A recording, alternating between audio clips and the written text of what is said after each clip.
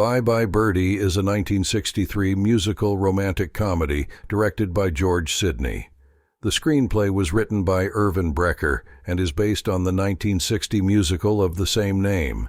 The film features Janet Leigh, Dick Van Dyke, Anne Margaret, Maureen Stapleton, Bobby Rydell, Jesse Pearson, and Ed Sullivan. Both Van Dyke and Paul Lynde reprised their roles from the original Broadway production, and this film marked Dick Van Dyke's debut in feature films.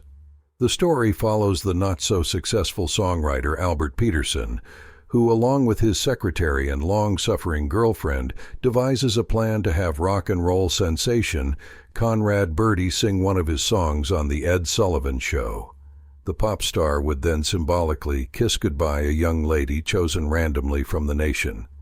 This event marks Birdie's last appearance before being drafted into the Army. What starts as a complicated scheme becomes even more chaotic as various characters, including Albert's overbearing mother, converge on the small town where the chosen girl lives. Conrad Birdie is a parody of Elvis Presley. The musical was inspired by the public outcry over Presley's draft in 1958. The character's name was chosen because the writers found the name of country singer Conway Twitty to be funnier and safer for parody than Presley's. Interestingly, Conway Twitty served in the U.S. Army before starting his singing career. Ironically, the producers initially wanted Elvis Presley for the role of Conrad Birdie, and although Presley was interested, his manager, Colonel Tom Parker, refused to let him take the part, which would have been a spoof of himself. Dick Gautier went on to originate the role on stage. George Sidney, the movie's director, was so impressed with Anne Margaret's talent that he proposed additional scenes to showcase her to Columbia executives. When they refused to fund the additional filming, Sidney rented the studio and crew at his own expense. He then asked the composer and lyricist to create a title song and filmed Anne Margaret's energetic performance 6 months after the principal photography was completed. At a personal cost of $60,000, which was eventually reimbursed by the studio, Anne Margaret became a household name as a result. The song that catapulted Dick Van Dyke's career, Put on a Happy Face, was initially unsuccessful in early stage previews and was almost cut from the production. The creative team found a better spot for it in the musical, where it ultimately flourished. The courthouse steps used for Birdie's welcome to Sweet Apple have appeared in countless movies over the years as part of Universal's backlot. This location also featured in To Kill a Mockingbird and the famous courthouse clock in Back to the Future. The town square at Universal was so popular that it was used in hundreds of films and television shows, including many not produced by Universal.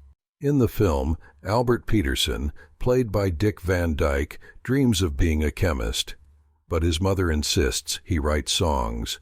Although he had never sold a song, he was about to sell his first one when Birdie is drafted. To create the illusion that Albert had invented a formula to increase animal speed, 2 replicas of desert tortoises were built.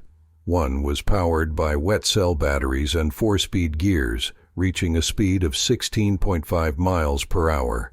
The other was designed to travel in water and be propelled out of a fish pond by a compressed air ram. These models took 2 months to build and perfect, costing about $5,000. In a scene between Anne Margaret and Janet Leigh, as Leigh appears in a full medium shot wearing a bra, she says, "He's all the things I wanted to get away from," likely referencing her role in Psycho, 1960, where she appears in a bra in the opening scene, a role Hitchcock acknowledged might have harmed her career due to the strong association. Bristol-Myers purchased the song Put on a Happy Face from the show's producers and used it as a jingle for their flagship product, Windex. The jingle, "Dust You Want to Clear Up, Put on a Windex Shine," became widely known on TV and radio into the early 80s. The movie features numerous uncredited teenagers who later became famous, such as Melinda Marks, Kim Darby, Linda Henning, Elaine Joyce, Melody Patterson, Bobby Lynn Fields, Michael Smith, and Lynn Reddy, many of whom were former Mouseketeers on the original Mickey Mouse Club. The three gymnasts at the beginning of the Ed Sullivan Show broadcast are introduced as Frank, Dean, and Sandy McWilliams, a thinly veiled reference to Frank Sinatra. Dean Martin and Sammy Davis Jr. Ed Sullivan, playing himself in the film, later recreated the One Last Kiss segment on his weekly variety show. In 1967, Gary Lewis of Gary Lewis and the Playboys performed the song on the show. In 1966, Jesse Pearson, who played Birdie in the film, reprised a similar role in Season 6 of The Andy Griffith Show as Keevy Hazelton, a more gracious character than Birdie. Pearson also played the Elvis-inspired Pharaoh in the stage production of Andrew Lloyd Webber's Joseph and the Amazing Technicolor Dreamcoat.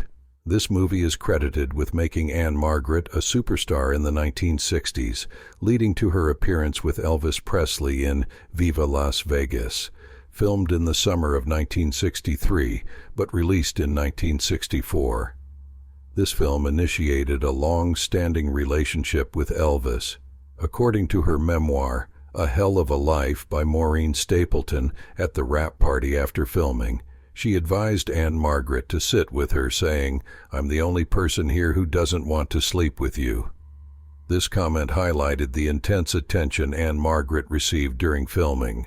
Stapleton clarified that she did not imply promiscuity, but aimed to protect her young colleague from unwanted attention. Looking back at this classic musical from the early 60s, it remains a delightful and entertaining watch. We'll end here. Thank you for your attention. Like and subscribe. There are many interesting things ahead. Good luck.